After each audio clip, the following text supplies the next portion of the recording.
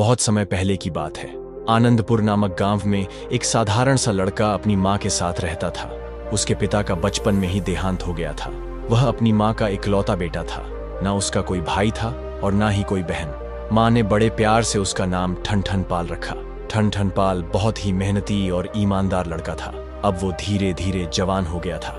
खेतीबाड़ी का सारा काम उसने अपने कंधे पर ले लिया था और अपनी माँ को ज्यादा से ज्यादा आराम देता था।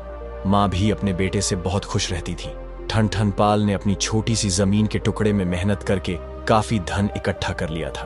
2-4 गाय भैंस से भी पाल रखी थी। उनका भी दूध बेच देता और बाकी दूध माँ बेटे घर में पी लेते। यूं कह सकते हैं कि दोनों माँ बेटे का गुजर बसर बड़े अच्छे से हो रही था। बस माँ को अब एक ही चिंता थी कि ठनठन पाल अब बड़ा हो गया है, अब इसका ब्याह हो जाना चाहिए। पर क्या करें, उस जमाने में पिता या भाई रिश्ता ढूंढने के लिए जाते थे, पर ठनठन पाल के तो ना पिता थे और ना ही कोई बड़ा भाई। अब ठनठन पाल को भी लगने लगा कि मेरा विवाह हो जाना चाहिए। कभी कभी ठनठन पाल अकेले बैठा अपने आप से ही बड़बड़ाता रहता, मेरे साथ के सभी साथियों की शादी हो गई है, मेरे जितने भी दोस्त हैं सब शादीशुदा हैं, मैं अकेला ही कुंवारे सांड की तरह घूम रहा हूँ। अरे यार, अब तो मैं भी चाहता हूँ कि मेरे घर में एक सुंदर सी औरत हो, जिसकी पायल की छम छम, चूड़ियों की खन खन हरदम कानों में पड़ती रहे। हाय हाय, कितना सुहावना होता होगा वह सब कुछ। अकेले बैठे ठनठन पाल अक्सर यही सोचता रहता और खुद ही मुस्कुरा देता। एक दिन ठनठन पाल की माँ ने कहा, बेटा, गांव में जो देवी का मंदिर है वहां के पुजारी के पास जाओ और उनसे विवाह की पूजा करवा लो। ना जाने हमारे ग्रह हमसे नाराज हो रहे हो और पूजा कराने पर वह शांत हो जाए। ऐसा करने पर हो सकता है तुम्हारा विवाह हो जाए। तुम्हारे लिए भी कोई सुंदर लड़की भगवान ने बनाई होगी, जो तेरे लिए हर बार करवा चौथ का व्रत कर रही होगी। पता नहीं पूजा के प्रभाव से वह पंडित जी को नजर आ जाए। जब ठनठन पाल ने यह बात सुनी तो वो मन ही मन बहुत खुश हुआ। अगले दिन सुबह जल्दी ही उठा और नहा धोकर पंडित जी के पास पहुंच गया। जाते ही पंडित जी को प्रणाम किया और बोला, पंडित जी, कैसे भी करो, कुछ भी करो, पर मेरी शादी करवा दो। पंडित जी ने उसे कहा, अरे भाई, पर बताओ तो सही कि शादी कब की है। ठनठन पाल ने कहा, पंडित जी, शादी तो तब होगी ना जब कोई रिश्ता आए। मुझे शादी के लिए पूजा करवानी है, जिससे मुझे मेरी पत्नी मिल जाए। पंडित जी ने आश्वासन देते हुए कहा, ठीक है, तुम कल आ जाना, शादी की पूजा करवा देंगे। उसके बाद तुम्हारे दिन शुभ हो जाएंगे और कोई सुंदर सी लड़की तुम्हें भी मिल जाएगी। इतना कहकर पंडित जी ने उसको आशीर्वाद दिया। जाते समय ठनठन पाल फिर पैरों में गिर गया और धन्यवाद करता हुआ चला गया। अगले दिन ठनठन पाल उठा, नहाया धोया और बैलों की जोड़ी को अच्छे से संवारा, हल कंधे पर रखा और बैल लेकर मंदिर की तरफ चल दिया। उसने सोचा, पहले मैं पूजा करवा लूंगा, उसके बाद अपना हल बैल उधर से उधर ही लेकर खेत पर चला जाऊंगा। क्यों समय बर्बाद करूं, पूजा करके घर वापस आऊंगा, फिर बैलों को लेकर खेत पर जाऊंगा। इतने में तो मेरा बहुत सारा समय खराब हो जाएगा। ये सोचते हुए ठनठन पाल अपने हल और बैलों को लेकर ही मंदिर पहुंच गया।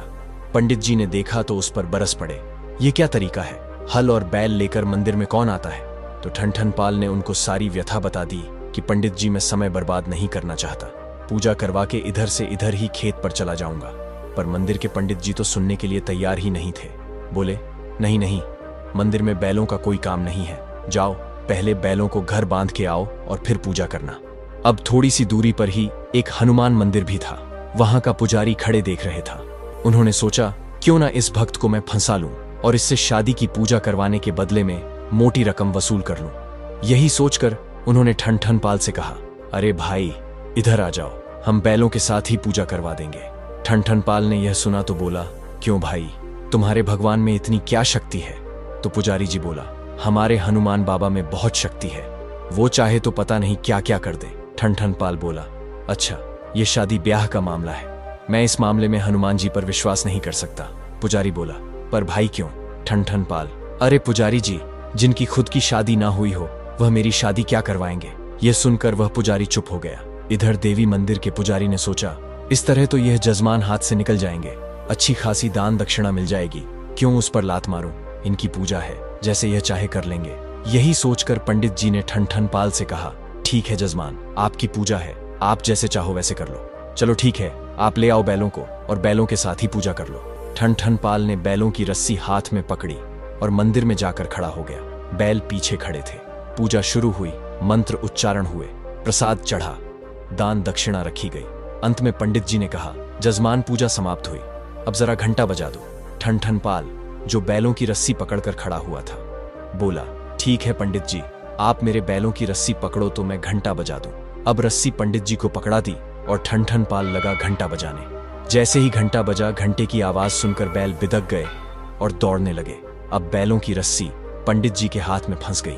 बैल दौड़े तो पीछे से पंडित जी भी दौड़ने लगे। आगे आगे बैल, पीछे पीछे पंडित जी और उनसे पीछे ठन ठन पाल। सारे सर पर दौड़े चले जा रहे थे। उन्हें इस तरह दौड़ते हुए देखकर पास वाले हनुमान मंदिर के पुजारी जी ने हंसते हुए कहा, क्यों, क्या हुआ पुजारी जी? कहा दौड़े जा रहे हो?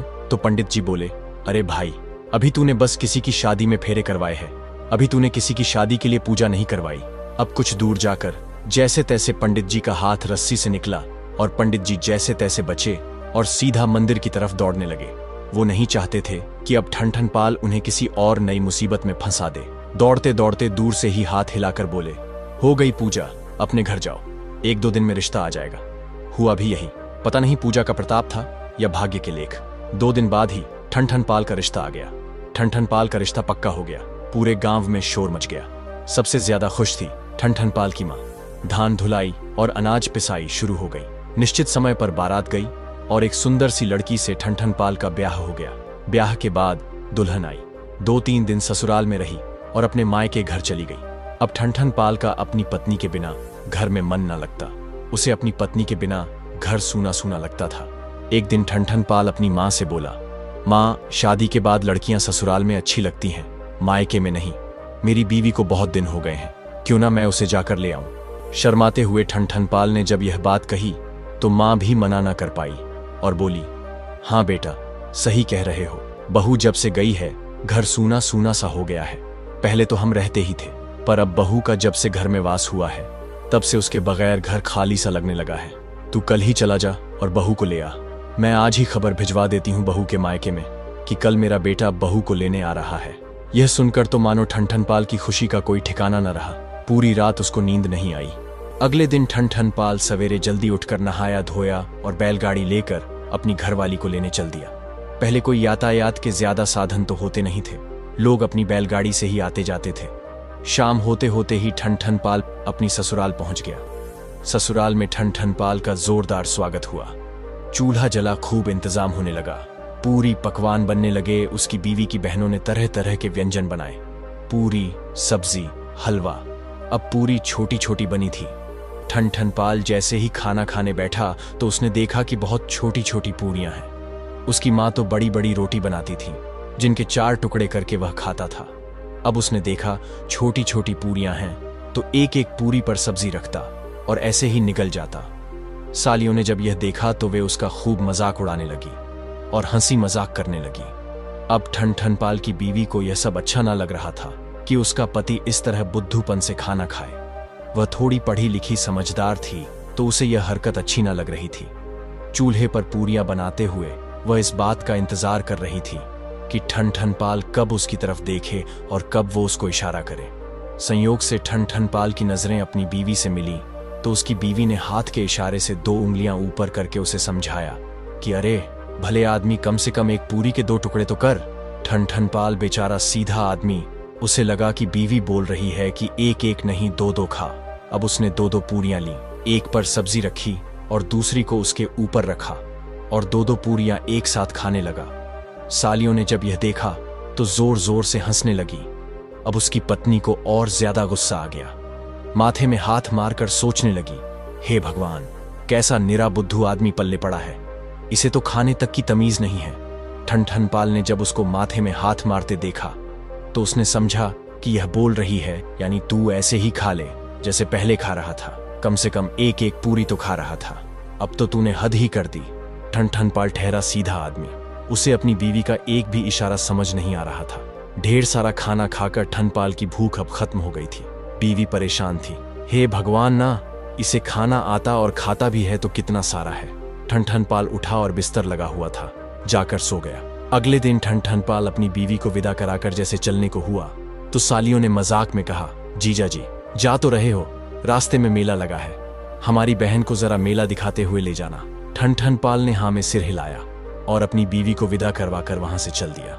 रास्ते में सचमुच में मेला लगा था। ठन ठन पाल अपनी सालियों के कहे अनुसार अपनी पत्नी को मेले में लेकर चला गया। थोड़ी देर इधर उधर घूमने के बाद मेले में उसकी पत्नी खो गई। ठनठनपाल चारों तरफ अपनी पत्नी को ढूंढता फिरा, पर उसे नहीं मिली। पास में ही एक राम जी का मंदिर उसे दिखाई दिया। वहां जाकर उसने प्रार्थना की, हे भगवान, मेरी पत्नी मुझे मिल जाए। वहां के पुजारी ने कहा, भाई पहले कुछ पैसे चढ़ावा रखो और ढेर सारे लड्डू रखो, तभी तुम्हारी प्रार्थना सुनेंगे भगवान जी। अब ठनठनपाल ने ढेर सारा चढ़ावा और लड्डू लाकर रख दिए और प्रार्थना करने लगा। वहीं पास में ही बैठे दूसरे पंडित जी ने कहा, अरे भाई, राम जी की नहीं हनुमान जी की पूजा करो, हनुमान जी ही बेड़ा पार करेंगे। वो दूसरा पंडित अपनी फिराक में था कि यह चढ़ावा और ढेर सारे लड्डू को हथिया ले। ये सुनकर ठनठनपाल बोला, क्यों भाई, राम जी क्यों नहीं ढूंढ सकते मेरी घरवाली को? पुजारी बोला, देख भाई, राम जी की खुद की पत्नी खो गई थी, वह तो उसको ही ना ढूंढ पाए। हनुमान जी ही उनकी पत्नी सीता को ढूंढ कर लाए थे, और वहीं तेरी पत्नी भी ढूंढ कर लाएंगे। तू यह लड्डू और चढ़ावा लेकर इधर आ जा, मैं प्रार्थना करवा देता हूं हनुमान जी से। देखना थोड़ी देर में ही तेरी पत्नी तेरे पास आ जाएगी। अब ठनठनपाल को यह बात जम गई। सारा चढ़ावा, रुपया, पैसा और लड्डू लेकर पहुंच गया दूसरे पुजारी के पास और जाकर पूजा करवाने लगा। और भगवान की करनी भी कुछ ऐसे ही हुई कि पूजा समाप्त भी ना हुई, उधर उसकी पत्नी उसे ढूंढते हुए उसी मंदिर में आ गई।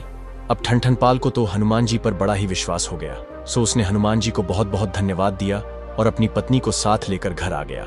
ठनठनपाल की माँ भी बड़ी ही खुश हुई, क्योंकि उसकी बहू जो आ गई, आते ही सारा काम बहू ने संभाल लिया, माँ को कुछ करने ही ना देती थी। वैसे वह शहर की पढ़ी लिखी थी, उसे गांव के काम करने में थोड़ी दिक्कत तो हुई, पर वो सब कुछ समझ रही थी। धीरे धीरे जो कुछ समझ ना आए तो अपनी सास से पूछ लेती थी। एक बार उसकी सास ने कहा कि जाओ बहू, दूध बिलो लो। अब बहू लगी दूध बिलोने। थोड़ी देर में ही उसमें मक्खन आ गया। बहू अपनी सास को बताने गई, सासू माँ, दूध में मक्खन आ गया है।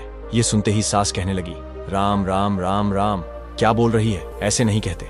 अब बहू बड़ी परेशान, उसकी समझ में ही ना आया उसने क्या कह दिया। उसने तो यही कहा है कि दूध में मक्खन आ गया है।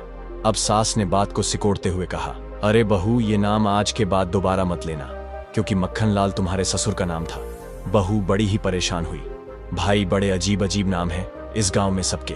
मेरा पति अच्छा खासा कमाता है, पर नाम इसका ठनठनपाल, ससुर का नाम मक्खन लाल, कैसे अजीब अजीब नाम है इस घर में।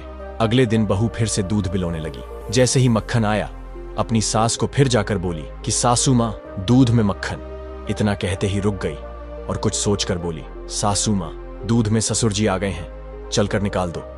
अब सासू माँ फिर से आंखों सिकोड़कर बुरा भला कहने लगी। अब बहू की समझ में कुछ ना आए, रोज डांट फटकार लगने लगी। अब वह पानी लेने जाए या गांव में इधर उधर जाए तो लोग उसको देखते ही बोलते, वो देखो ठनठनपाल की बहू आ रही है, देखो देखो ठनठनपाल की बहू आ रही है।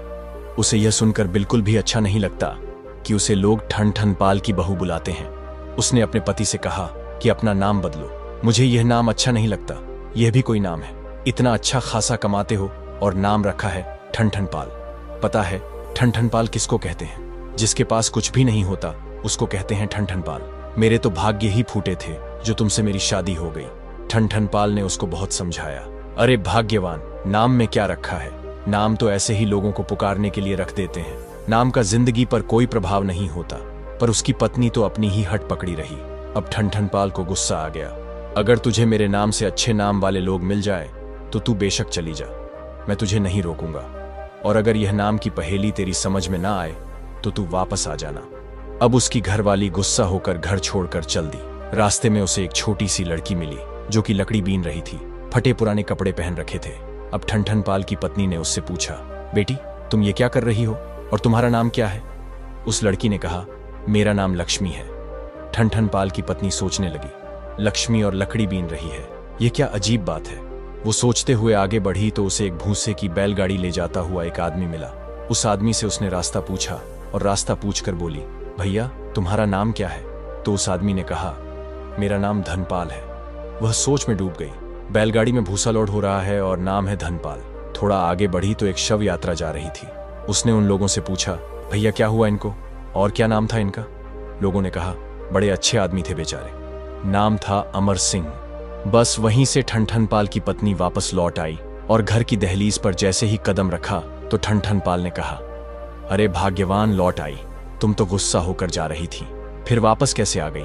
बोली, मेरी नाराजगी दूर हो गई। ऐसा क्या देखा भाई तुमने जो तुम्हारी नाराजगी दूर हो गई और तुम उल्टे पैर घर की तरफ आ गई? अब वह बोली, लकड़ी बीने लक्ष्मी, भूसा ढोए धनपाल, अमर सिंह तो मर गए तो भले मेरे ठन पाल। ये सुना तो ठन पाल की आंखों में खुशी के आंसू आ गए और उसकी पत्नी भी समझ गई थी कि नाम से कुछ नहीं होता। मेरा पति अच्छा खासा कमा लेता है, मेरी सारी ख्वाहिशें पूरी करता है, मुझे खुश रखने की कोशिश करता है। रही बात सासू माँ की तो वह पुराने विचारों की है। कोई बात नहीं, दिल की तो अच्छी है, सब निभ जाएगा। यह सोचकर हंसी खुशी रहने लगी। दोस्तों, कहानी अच्छी लगी हो तो वीडियो को लाइक कर दो यार।